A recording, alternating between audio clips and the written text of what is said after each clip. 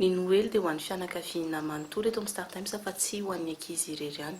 Ankoatran'ireo chaîne dessin animé izay ananan'ny Star Times dia isy ihany koa ireo fandaharana ahafahan'ny fianakaviana miaraka manontolo ary ihany koa ny fanatanjahantena isaky ny farany herinandro. Taorian'ny nandefasana ny Prover saison 1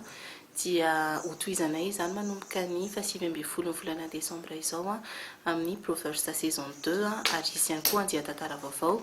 antsoina hoe La Revanche andeha ao amin'ny UpTV sy Gazistar raha ampitahana amin'ny film amin'ny teny malagasy izay efa nalefan'ny Star Times dia miavaka tanteraka izany ary anana rafitra hafa mihitsiny. Ankoatra ireo dia hofaly ihany koa ireo mpakafy documentaire satria tafiditra ato anatin'ny plateforme Star Times ny Discovery Channel sy ny Investigation Discovery izay efa afaka jerena manomboka amin'ny bouquet 10,000 sy 4 ariary. Ankoatra ireo dia efa miverina ihany koa ny saison ny Orange Pro League izay